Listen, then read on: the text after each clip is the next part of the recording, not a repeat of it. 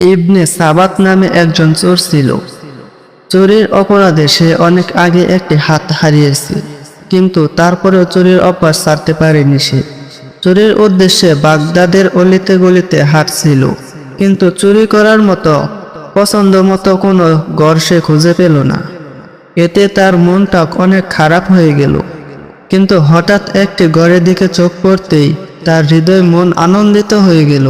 নিশ্চয়ই এটা কোনো অভিজাতের গোত্রের লোকের বাসস্থান হবে। এসব চিন্তা করতে করতে সে অতি সাবধানে ঘরের বিশাল দরজায় হাত রাখল। সামান্য ধাক্কা দিতে বুঝলো দরজা ভিতর থেকেই খোলা, ভিতর দিক থেকে তা লাগানো হয়নি। সে মনে মনে খুব খুশি হলো। দরজা খোলা পেয়ে অত্যন্ত চুপিসারে ঘরে ঢুকে সে দেখলো একটি কক্ষে খেজুর পাতার একটি চাটাই বিছানো, তার এক পাশে চামড়ার একটি বালিশ, কোনায় রয়েছে নামি দামি কাপড়ের একটি বিশাল স্তূপ। সে বুঝলো বাড়ির নিশ্চয় কোনো বড় ব্যবসায়ীর হবে। মূল্যবান কাপড় চোপড় দেখে খুশিতে আত্মহারা হয়ে গেল। সে ভাবলো এগুলো তো সে নিবে, কিন্তু কিভাবে নিবে? এগুলো বাঁধার জন্য তো রশি লাগবে। সে রশি কোথায় পাবে? হঠাৎ তার মনে হলো, আমার গায়ে তো চাদর আছে, এটা দিয়ে তো আমি নিতে পারি। একথা মনে আসতে সে গায়ে চাদর খানা খুলে চাটাইয়ের উপর বিছালো। এরপর কাপড়ের থানগুলো একটি একটি করে তার উপরে রেখে গাঁটটি বাঁধতে চেষ্টা করলো, কিন্তু সফল হলো না, কারণ এক হাত দিয়ে কি আর গাঁটটি বাঁধা যায়? অবশেষে দাঁত দিয়ে কামড়ে ধরে আবারও বাঁধতে চেষ্টা করলো, কিন্তু এবারও সে ব্যর্থ হলো। এবার কয়েকবার চেষ্টা করার পর বয়সে হাঁপাতে লাগলো। মনে মনে আফসোস করে বলল, হায়, এত মূল্যবান জিনিস পেয়েও শুধু বাঁধতে না পারার কারণে হয়তো আমি নিতে পারবো না। যদি আমার আরেকটি হাত থাকতো। হঠাৎ করে কারো পায়ের আওয়াজ সে শুনতে পেল। লোকটি সোজা হয়ে দাঁড়িয়ে পড়ল দেওয়ালের সাথে, কিন্তু ততক্ষণে একজন লোক বাতি হাতে তার সামনে এসে দাঁড়ালো। এতে সে ঘাবড়ে গেল। লোকটি মুচকি হেসে বলল, আরে বন্ধু, এই কাজ তো একা করা যায় না, আমাকে সাথে নিলে অনেক সুবিধা হবে। একথা বলে সে বাতিটি নিভিয়ে দিল। তারপর চোরকে বলল, ভাই, তুমি দেখছো কি বেশ ক্লান্ত হয়ে পড়েছ, একটু বিশ্রাম নাও, আমি খুঁজে দেখি কোনো খাবার পাওয়া যায় কিনা, এতে তোমার ক্লান্তি দূর হবে। এরপর আমরা দুজনে মিলে এই কাজ সমাধান করব। আর শোনো, এ বাড়িতে আমার জানামতে আর কেউ নেই, তোমার ভয় পাওয়ারও কোনো কারণ নেই। এতটুকু বলে লোকটি সেখান থেকে চলে গেল। এবার ইবনে সাবাত ভাবতে লাগলো, লোকটি আবার এ বাড়ির মালিক নয় তো? সে আমার সাথে কোনো চালাকি করছে না তো? এমনও তো হতে পারে সে আমাকে বসে লোক ডাকতে গেছে, কিংবা আমাকে মারার জন্য হাতিয়ার আনতে গেছে। আমার এখান থেকে এক্ষুনি কেটে পড়া উচিত। একথা চিন্তা করে সে এক কদম এগোতে লোকটি এক পেয়ালা দুধ হাতে নিয়ে সেখানে উপস্থিত হলো। সে পেয়ালাটি চোরের হাতে দিয়ে বলল, নাও ভাই, এই দুধটুকু পান করে নাও, এতে তোমার ক্লান্তি দূর হয়ে যাবে। লোকটির কথা শুনে চোরের মনে ভয় কেটে গেল। সে তার হাত থেকে পেয়ালাটি নিয়ে এক চুমুকে সবটুকু সাবার করে ফেলল। তারপর ভাবতে লাগলো, সে হয়তো আমার মতোই একজন চোর। আমি মালপত্র গুছিয়ে ফেলেছি বিদায় সে এতে বাঘ বসানোর জন্যই আমাকে এতটা আদর আপ্যায়ন করতেছে। একথা মনে আসতে সে লোকটিকে বলল, মনে হয় আমি একই পথের যাত্রী। তবে শুনে রেখো, আজকে তোমার কোনো আশা পূর্ণ করা আমার পক্ষে সম্ভব হবে না। তুমি যদি মালে বাঘ বসানোর আশায় বসে থাকো, তবে সে আশা আশায় থেকে যাবে, পূরণ হবে না। অবশ্যই ভবিষ্যতে যদি তুমি আমার সাথে কাজ করো, তবে যা মাল পাবো তা 50-50 করে ভাগ করে নেব। আজকে কিন্তু ভাগ নেওয়ার অপেক্ষা থেকো না, কারণ আজকে এখানে আমি আগে এসেছি এবং কাজও প্রায় সেরে ফেলেছি। লোকটি তার এই কথা শুনে বলল, ঠিক আছে, আগামীতে আমি আপনার সাথে কাজ করব। আজ আপনি যা ভালো মনে করেন তাই হবে। এখন জলদি কাজ সারার প্রয়োজন, দেরি করলে ধরা পড়ার আশঙ্কা আছে। একথা বলে লোকটি নিজেই দুটি গাঁঠি বাঁধল, একটি ছোট্ট একটি বড়। সে ছোট্ট গাঁঠিটি চোরের মাথায় উঠিয়ে দিয়ে নিজে বড় গাঁঠিটি মাথায় নিল।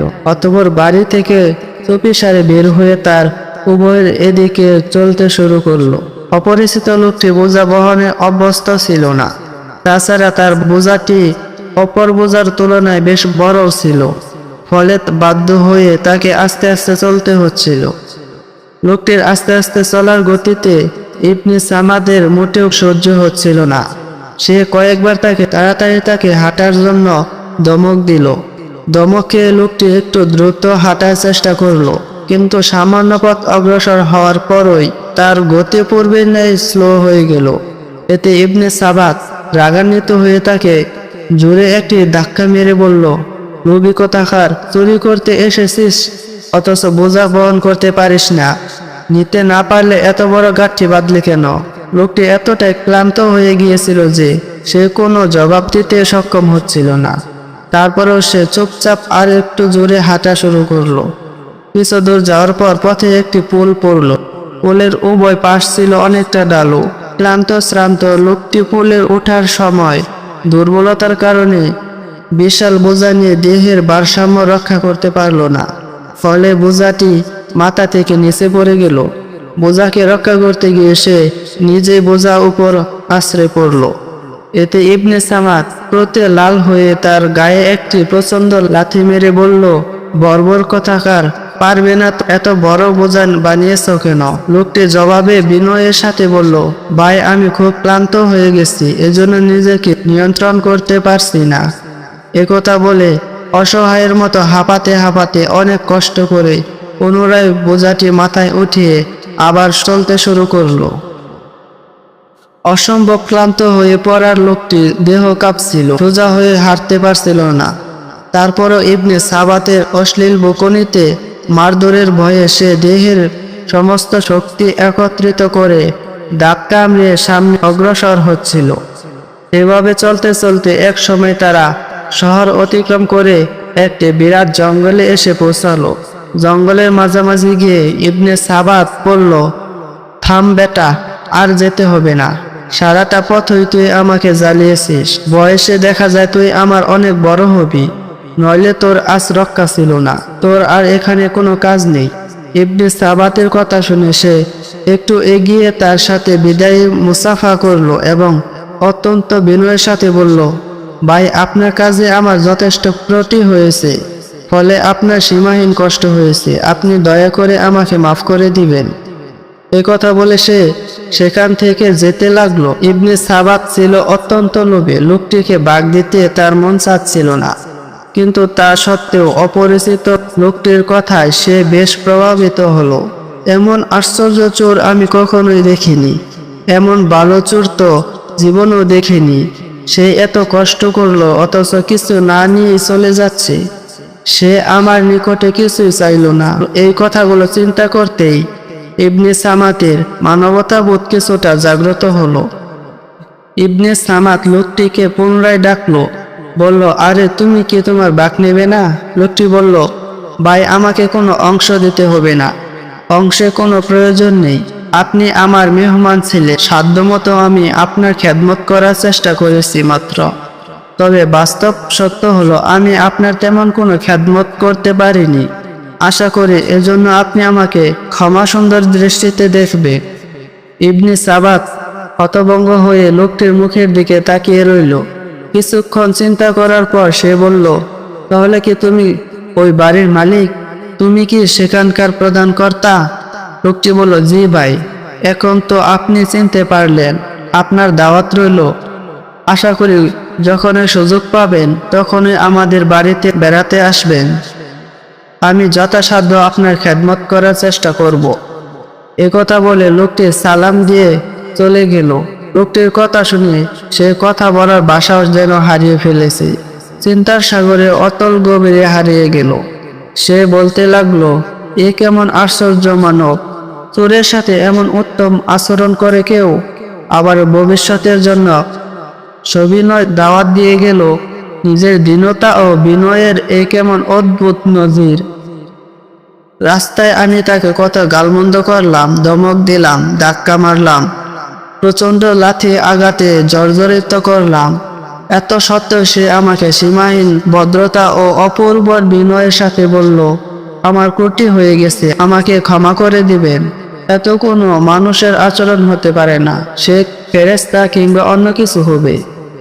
গভীর রাত থেকে শুরু করে সকাল পর্যন্ত একই অবস্থায় দাঁড়িয়ে রইল সে। এক অদ্ভুত অনুশোচনা তার ভেতরটাকে জ্বালিয়ে পুড়িয়ে ছারখার করে দিল। বারবার মনের অজান্তে মুখ থেকে বেরিয়ে এলো, হায় আমি কি দেখলাম, আমি কি শুনলাম, আমি কি করলাম। এভাবে চিন্তা করতে করতে তার মনের মধ্যে এক অভাবনীয় অবস্থার সৃষ্টি হলো। ফলে চুরি করার মালামাল লুকিয়ে রাখার জন্য চেষ্টা করলো না সে। ধরা পড়ার কোনো ভীতিও সৃষ্টি হলো না। তার মনের গহীনের কোণে সৃষ্টি হলো এক ব্যতিক্রম ধর্মীয় বিপ্লব। অন্তরে সৃষ্টি হলো এক অদ্ভুত জ্বালা। ইবনে সামাদ নিজের মধ্যে বিরাট পরিবর্তন লক্ষ্য করলো। ভাবলো, আহা যদি এ মহৎ সদাচারকারী লোকটির আবার দু চোখ ভরে দেখতে পারতাম, যদি তাকে জিজ্ঞেস করতে পারতাম এত সুন্দর ও উত্তম আচরণ কিভাবে, কোথা থেকে শিখলেন। কথাগুলো ভাবতে ভাবতে সমস্ত মালামাল স্থানে রেখে ওই বাড়ির দিকে রওনা দিল। বেশ কিছুক্ষণ চলার পর সে লোকটির বাড়ির কাছে এসে পৌঁছালো। ঝোপটির আড়ালে এক কাঠুরিয়াকে দেখতে পেয়ে সে জিজ্ঞেস করলো, আচ্ছা ভাই, ওই সামনের বাড়ি কার? আপনি কি তার নাম বলতে পারেন? কাঠুরিয়া প্রসিদ্ধ চোর ইবনে সাবাতকে আগে চিনত, তাই ইবনে সাবাতের প্রশ্ন শুনে সে মনে করলো এটা তো আমাদের বড় হুজুরের বাড়ি। এ চোর আবার হুজুরের কথা জিজ্ঞেস করছে কেন? সে আবার হুজুরের কোনো ক্ষতি করবে না তো?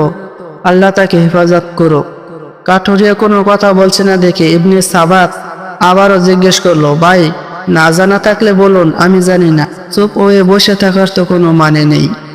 কাঠুরিয়া বলল, এ বাড়ির মালিক তো বাগদাদের প্রসিদ্ধ বুজুর্গ। আপনি কোথা থেকে এসেছেন? এত বড় বুজুর্গের নাম পর্যন্ত আপনার জানা নেই, আর আপনার তা দরকার কেন? ইবনে সাবাত এবার রাগান্বিত সুরে বলল, এত কথা বলছেন কেন? যা জিজ্ঞেস করছি চটপট করে উত্তর দিন।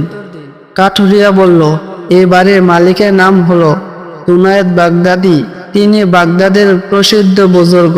জুনায়েদ বাগদাদি রহমতুল্লাহ আলাইহি এর নাম ইবনে সাবাত অনেক শুনেছে। তিনি যে একজন মহা বুজুর্গ তাও সে জানে, কিন্তু তার বাড়ি সে চিনত না। হযরত জুনায়েদ বাগদাদি রহমতুল্লাহ আলাইহি এর নাম শোনার সাথে সাথে ইবনে সামাতের মাথা চক্কর খেলো। ভাবলো, তাহলে কি আমি আল্লাহর ওলির বাড়িতে চুরি করতে এসেছিলাম, যিনি এত বড় কাফরের বোঝা বহন করে জঙ্গল পর্যন্ত দিয়ে এলেন? তিনি কি তাহলে এই মহা বুজুর্গ তাকে আমি ধমক দিলাম, লাথি মারলাম, তিনি কি সেই আল্লাহর ওলি? কথাগুলো ভাবতে ভাবতে তার চোখে জল এসে পড়লো। কাঠুরিয়ার কাছ থেকে এক মুহূর্তে দেরি না করে সোজা গিয়ে হযরত জুনায়েদ বাগদাদি রহমতুল্লাহ আলাইহির ঘরে প্রবেশ করলো। গত রাতে ইবনে সাবাত যে কক্ষ থেকে কাপড় চুরি করছিল, আজও সে কক্ষে প্রবেশ করলো। দেখলো কাপড়ের বোঝা বহনকারী লোকটি ওই কক্ষে বসা আছে। আশেপাশে লোকদের জিজ্ঞেস করে জানতে পারলো ইনি হযরত জুনায়েদ বাগদাদি রহমতুল্লাহ আলাইহি। উপস্থিত লোকজন নিরাপদ দূরত্ব বজায় রেখে অত্যন্ত নম্রতার সাথে কথাবার্তা বলছিল। ইবনে সামাত কক্ষে প্রবেশ করে বেশিক্ষণ নিজেকে ধরে রাখতে পারল না। এক সময় সে নিজের উপর নিয়ন্ত্রণ হারিয়ে শায়েখের পায়ে পড়ে কাঁদতে শুরু করলো। উপস্থিত সকলে হতবাক হয়ে গেল। হঠাৎ কেন এমন হলো কেউ তা বুঝতে পারল না। সকলে অবাক হয়ে ইবনে সাবাতের মুখের দিকে তাকিয়ে রইল। হযরত জুনায়েদ বাগদাদি রহমতুল্লাহ আলাইহি স্নেহের সাথে তার মাথায় হাত বুলিয়ে দিলেন। তারপর ধীরে ধীরে মাথা উপরে তুলে বললেন, ভাই, মানুষ তো কেবল মহান আল্লাহর দরবারে মাথা নত করে। আল্লাহ ছাড়া আর কারো সামনে মাথা নোয়ানো ইসলামী শরীয়তে বৈধ নয়। এবার বলো, তুমি কি জন্য এসেছো? ইবনে সামাত কিছু বলতে চেয়ে আবারও কেঁদে ফেলল। তারপর নিজেকে সামলে নিয়ে কান্না করতে করতে বলল, হুজুর, আমি অনেক অন্যায় করে ফেলেছি, অনেক অবিচার করে ফেলেছি। আপনার প্রতি সীমাহীন বেয়াদবি করেছি। মেহেরবানি করে আমায় আপনি ক্ষমা করে দিন, না হয় ইবনে সামাতের ধ্বংস অনিবার্য। শায়েখ বললেন, তুমি তো কোনো অন্যায় করনি। আমি নিজ দায়িত্বে পালনে কিছু ত্রুটি করেছিলাম, এজন্য তুমি আমাকে কিছুটা সতর্ক করেছ, এতে আমি কিছু মনে করিনি। ইতিমধ্যে ইবনে সামাদে বিরাট পরিবর্তন এসে গেল। এক নতুন জগতের সন্ধান পেল। মহা প্রশান্তিতে ভরে উঠল তার হৃদয় ও মন। অবশেষে হযরত জুনায়েদ বাগদাদী রহমতুল্লাহি আলাইহির এর নিকট বায়াতানের আবেদন জানালে তিনি তাকে বায়াত করে নেন। অতঃপর তাকে কিছু উপদেশ দিয়ে সে দিনের মতো তাকে বিদায় করে দিলে। এরপর থেকে ইবনে সাবাত শায়েখের সন্নিকটে সময় কাটাতে লাগলো। কয়েক বছরের মধ্যে তিনি হযরত বাগদাদী এর বিশিষ্ট মুরিদের অন্তর্ভুক্ত হয়ে গেলেন। অবশেষে এক পর্যায়ে তার নাম ইতিহাসের সোনালী পাতায় স্বর্ণাক্ষরে লিপিবদ্ধ হলো। একজন প্রসিদ্ধ বুজুর্গ হিসেবে বিশ্বের সর্বত্র তার নাম ছড়িয়ে পড়ল। হাজারো মানুষ তার হাতে সাক্ষী নিয়ে সত্য সুন্দর পথে চলতে শুরু করলো। এভাবেই আল্লাহওয়ালা বুজুর্গ নিজেদের সুমধুর আচরণ ও সর্বোত্তম ব্যবহারের মাধ্যমে মানুষকে সঠিক পথে সন্ধান দিয়ে থাকেন। মাটির মানুষ গুমরাহি থেকে মুক্তি পেয়ে পরিণত হয় সোনার মানুষে।